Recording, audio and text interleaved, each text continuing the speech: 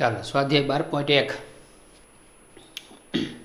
પ્રશ્ન પહેલો બે વર્તુળોની ત્રિજ્યા 19 સેમી અને 9 સેમી છે જે વર્તુળનો પરિઘ આ બે વર્તુળના પરિઘના સરવાળા જેટલો હોય તો તે વર્તુળની ત્રિજ્યા શોધો।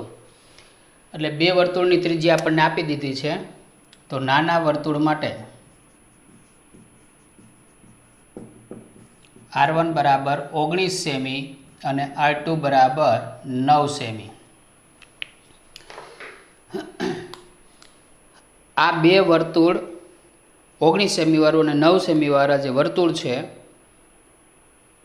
એની જે પરિમિતિ જે છે પરિઘ છે એ પરિમિતિનો સરવાળો કરી અને મોટી પરિમિતિ વાળું જે વર્તુળ બને એની ત્રિજ્યા આપણે શોધવાની છે। તો મોટા વર્તુળનો પરિઘ આપ્યું છે એટલે આપણે બે પરિઘ લેવાનું। નાના બે વર્તુળોના પરિઘનો સરવાળો એટલે અહીંયા 2 પાઈ કેપિટલ R આ મોટા વર્તુળનો પરિઘ, નાના બે વર્તુળોનો પરિઘ એટલે 2 પાઈ R1 પ્લસ 2 પાઈ R2। 2 પાઈ કેપિટલ R બેમાંથી 2 પાઈ કોમન કાઢી લ્યો એટલે R1 પ્લસ R2 બે બાજુથી 2 પાઈ ઉડી ગયા એટલે R બરાબર R1 વત્તા R2 19 વત્તા 9 એટલે R બરાબર 9 ને 9 18 એટલે 28 સેમી। તો મોટા વર્તુળની ત્રિજ્યા કેટલી થાય? 28 સેમી થાય। આગળ બીજો બે વર્તુળની ત્રિજ્યા 8 સેમી અને 6 સેમી છે જે વર્તુળનું ક્ષેત્રફળ બે વર્તુળના ક્ષેત્રફળના સરવાળા જેટલું હોય તો તે વર્તુળની ત્રિજ્યા। આમાં પરિઘ આપ્યો તો આમાં ક્ષેત્રફળ આપ્યું છે। તો નાના વર્તુળો માટે R1 બરાબર 8 સેમી અને R2 બરાબર 6 સેમી। મોટા વર્તુળની ત્રિજ્યા શોધવી। અહીંયા ક્ષેત્રફળ આપ્યા છે, ક્ષેત્રફળનું કીધું છે તો મોટા વર્તુળનું ક્ષેત્રફળ બરાબર નાના બે વર્તુળોનું ક્ષેત્રફળ નો નાના બે વર્તુળના ક્ષેત્રફળનો સરવાળો pi capital R square pi R1 square pi R2 square. આ pi capital R square pi common કાઢી લ્યો એટલે R1 square plus R2 square pi pi ઉડી ગયા। R સ્ક્વેર બરાબર R1 એટલે 8 અને 6 R2 એટલે R સ્ક્વેર બરાબર 8 નો વર્ગ 64 36 બેયનો સરવાળો 100 એટલે 10 નો વર્ગ છે એટલે R બરાબર 10 સેમી। તો મોટા વર્તુળની ત્રિજ્યા મોટા વર્તુળની ત્રિજ્યા 10 સેમી થાય।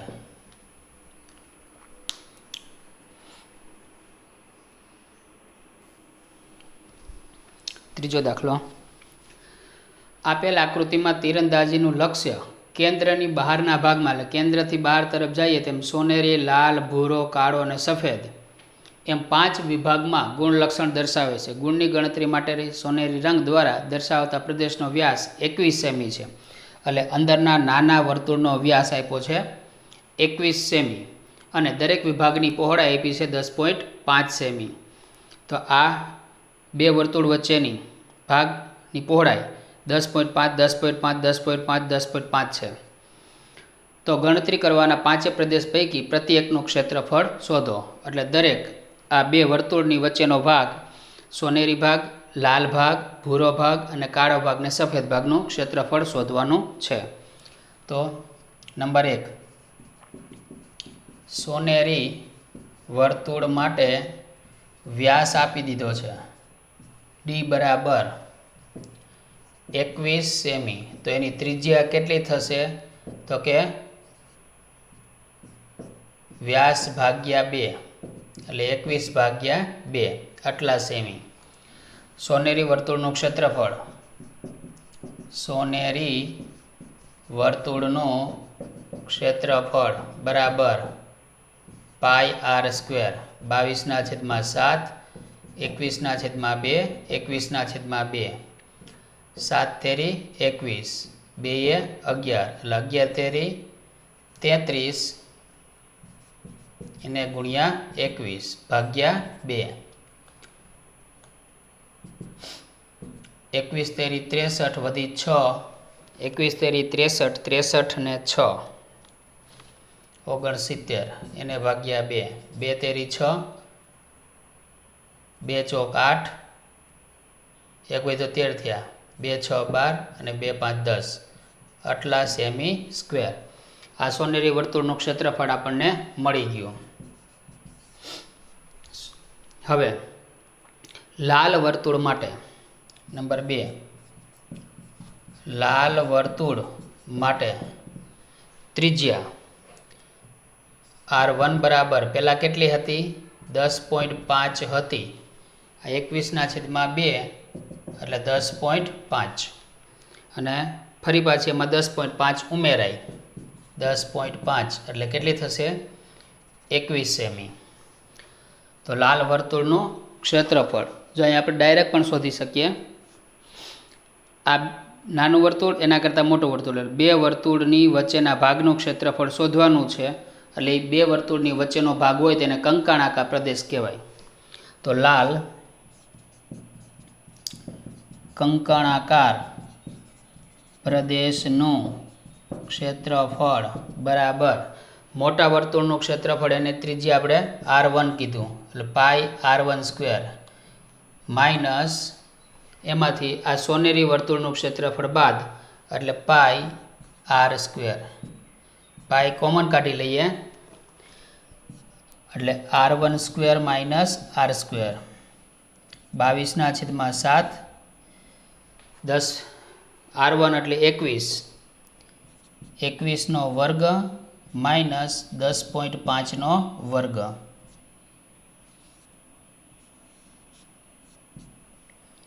એટલે 22/7, 21 વત્તા 10.5 અને 21 માઇનસ 10.5 a² માઇનસ b² પ્રમાણે એટલે 22/7, 21 વત્તા એટલે 31.5 એને ગુણ્યા 21માંથી 10.5 બાદ એટલે 10.5.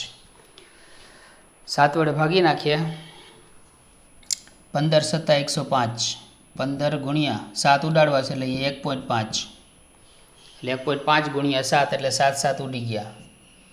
હવે ગુણાકાર કરી દઈએ બધાનો.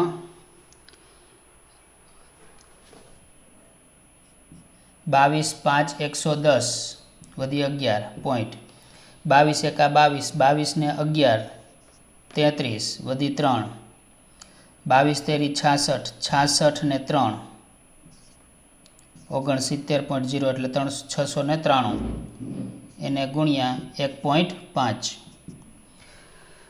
15 તેરી 45 વધી 4, 15 9 135, 135 ને 4 139 વધી 13, 15 6 90, 90 ને 100 ને 103 એટલે 1039.5 સેમી સ્ક્વેર. તો લાલ કંકણાકાર પ્રદેશ છે એનું ક્ષેત્રફળ આપણને કેટલું મળશે? 1039.5. ત્રીજો રંગ આવે છે ભૂરો. તો આ ભૂરા રંગ માટે તો જેમ લાલ વર્તુળ માટે હતું એમ ભૂરા વર્તુળ માટે R2 કહીએ તો પહેલાં 10.5 હતી R ત્રિજ્યા, અથવા તો આગળના વર્તુળની ત્રિજ્યા કેટલી આપણે લીધી હતી? R1. R1 વત્તા R1 લીધી આપણે 21 વત્તા 10.5 એટલે 31.5. ભૂરા કંકણાકાર પ્રદેશનું ક્ષેત્રફળ ભૂરા કંકણાકાર પ્રદેશનું ક્ષેત્રફળ પાઈ કૌંસમાં અહીંયા એક R2 છે ને એક R1 છે એટલે R2 વત્તા R1 અને R2 માઇનસ R1 બે ત્રિજ્યા થશે. આમાં જ આપણે બતાવી દઈએ કે આની ત્રિજ્યાને આપણે R કહીએ, આની ત્રિજ્યાને સોનેરીની. આ R, અહીંયા R1, R2, R3 અને R4. તો ભૂરા વર્તુળ માટે R2 ત્રિજ્યા મોટી છે, લાલ વર્તુળ માટે R1 ત્રિજ્યા નાની છે, એટલે આપણે R2 માઇનસ R1 લીધા. 22/7 R2 એટલે 31.5 પ્લસ આગળના વર્તુળની ત્રિજ્યા કેટલી છે 21.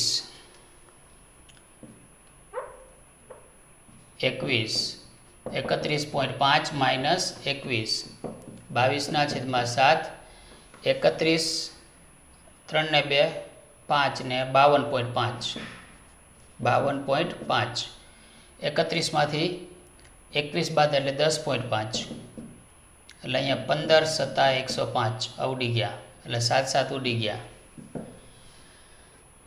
હવે આ બધાનો ગુણાકાર કરી દઈએ.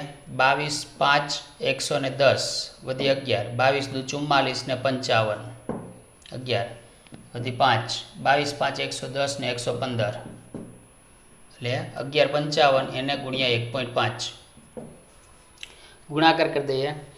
15 5 75 વધી 7 15 5 75 75 ને 7 82 વધી 8 15 એકા 15 ને 8 23 વધી 2 15 એકા 15 ને 2 15 ને 2 17 એટલે ભૂરા કંકણાકાર પ્રદેશનું ક્ષેત્રફળ કેટલું આવશે 1732.5 સેમી સ્ક્વેર એટલે 1732.5 સેમી સ્ક્વેર. હવે ચોથો ભાગ આવે છે ભૂરા વર્તુળ પછી કાળું વર્તુળ. તો નંબર 4 કાળા વર્તુળ માટે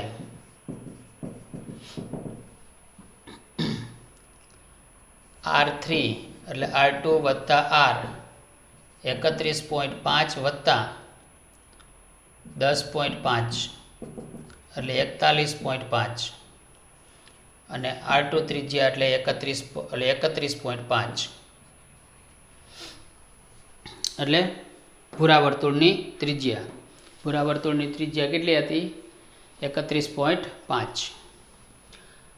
તો કાળા કંકણાકાર પ્રદેશનું ક્ષેત્રફળ કાળા કંકણાકાર પ્રદેશનું ક્ષેત્રફળ બરાબર પાઈ કૌંસમાં R3 વત્તા R2 અને R3 માઇનસ R2. પાઈની કિંમત 22/7 R3 એટલે 41.5 માઇનસ 31.5 પહેલાં બેનો સરવાળો 41.5 માઇનસ 31.5 22/7 એને ગુણ્યા 4 ને 3 7 એટલે 72 ને 73 થઈ જાય.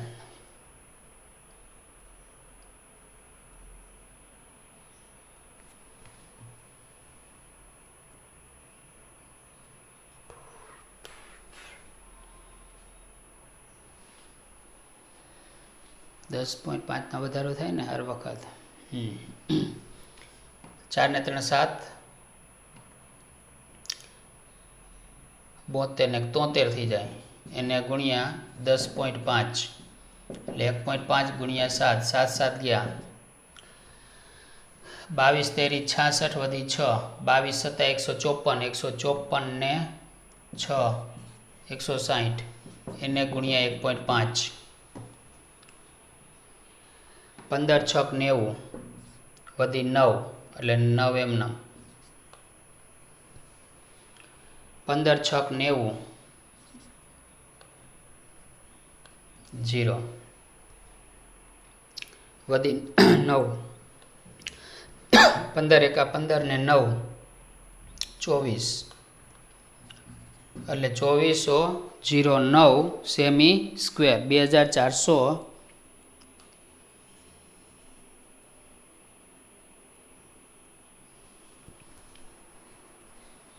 9.5 અહીંયા ભૂલ થઈ ગઈ 31 ને 10 41.5 છે એટલે 42 થઈ જાય ત્રિજ્યા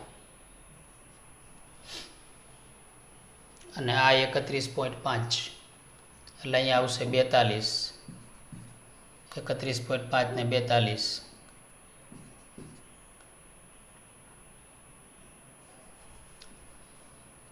4 ને 3 7 3.5 42 માંથી 31 બાદ એટલે 11 માંથી અડધો એટલે 10.5 1.5 ગુણ્યા 5 એટલે 7 15 સત્તા 105 7 7 ઉડી ગયા હવે આ બેનો ગુણાકારમાં ભૂલ છે 22 5 110 0 વધી 11 22 તેરી 66 66 ને 77 વધી 7 22 સત્તા 154 154 ને 7 154 ને 7 એટલે 161 એટલે ટૂંકમાં 16 17 ગુણ્યા 1.5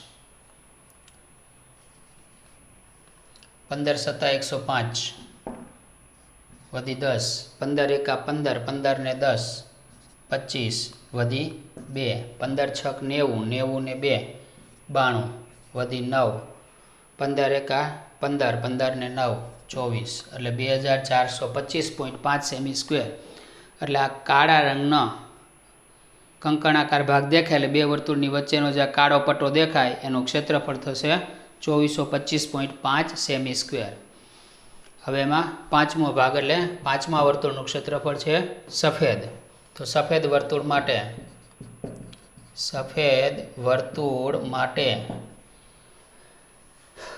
R4 એટલે R3 વત્તા R R3 42 42 વત્તા 10.5 એટલે 52.5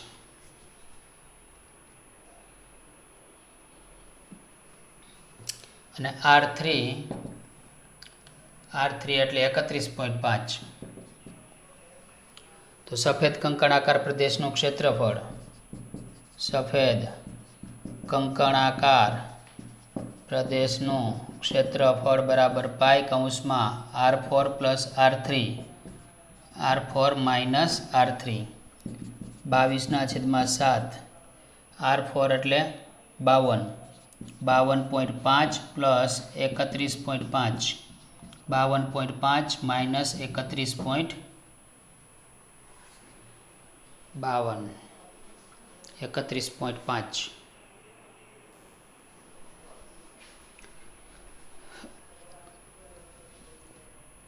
R3 એટલે 42 R3 એટલે 42 અહીંયા અને અહીંયા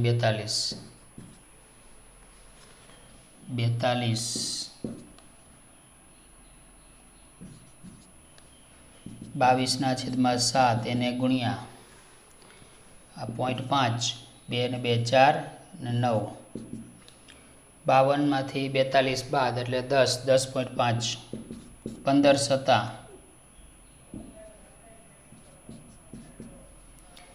7 7 ઉડી ગયા 22 5 110 એટલે વધી 11 22 ચોક 88 88 ને 99 9 વધી 9 22 નવા 198 198 ને 9 207 પોઈન્ટ કાઢી નાખીએ પોઈન્ટ પર 0 છે એટલે એને ગુણ્યા 1.5 15 નવા 135 વધી 13 પોઈન્ટ 15 સત્તા 105 105 ને 118 વધી 11 નો એકડો વધી 1 15 દુ 30 ને 1 31 આટલા સેમી સ્ક્વેર એટલે સફેદ કંકણાકાર પ્રદેશનું ક્ષેત્રફળ 3118.5 સેમી સ્ક્વેર તો આમ આપણને मागेला गणतरी करवाना 5 प्रदेश पैकी प्रत्येकનું ક્ષેત્રફળ પહેલાં સોનેરી ભાગનું ક્ષેત્રફળ 346.5, લાલનું 1039.5, ભૂરા રંગનું 1732.5, કાળા રંગનું 2425.5 અને સફેદ રંગનું 3118.5 સેમી સ્ક્વેર.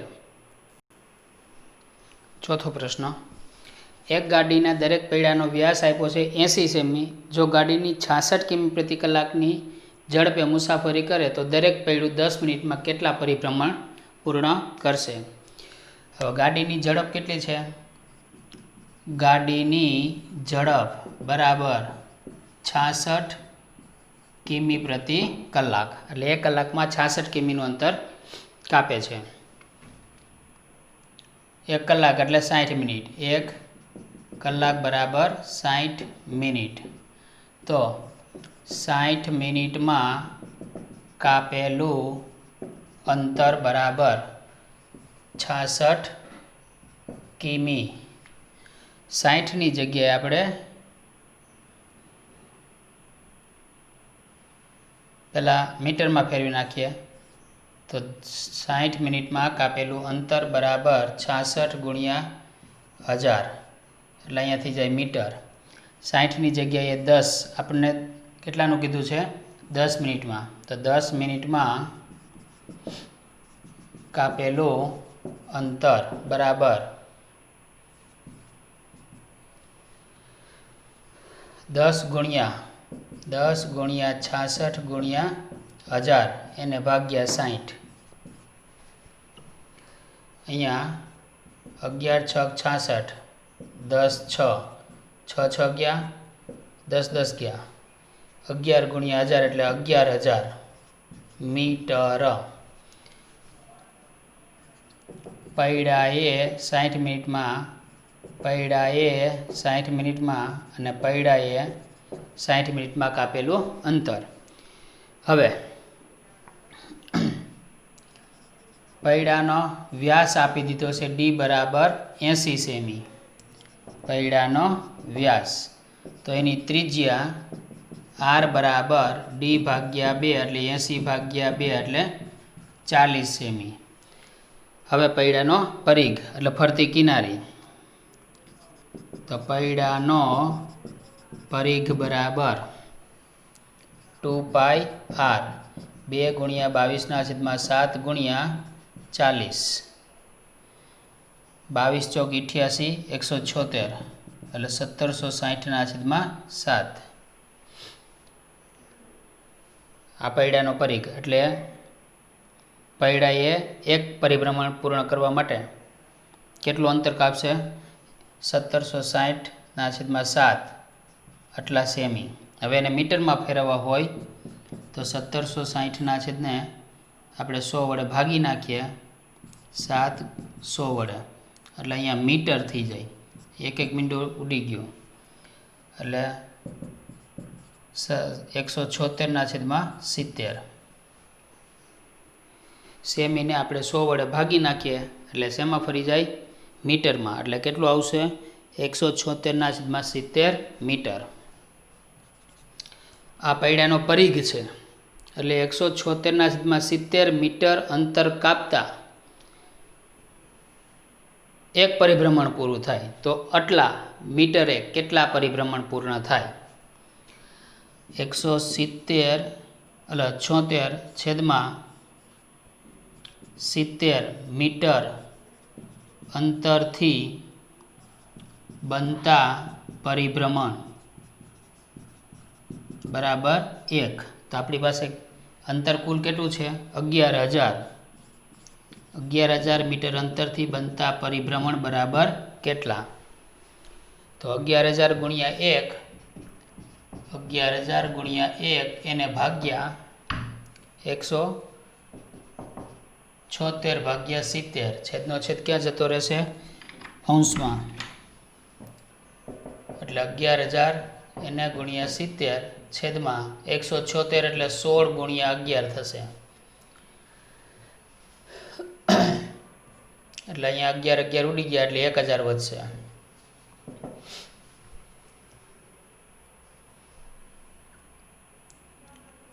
1000 ગુણ્યા 70 એટલે 70,000 એને ભાગ્યા 16 16 ચોક 16 દુ 32 64 16 ચોક 64 70માંથી 64 જાય એટલે 6 વધ્યા 60 થયા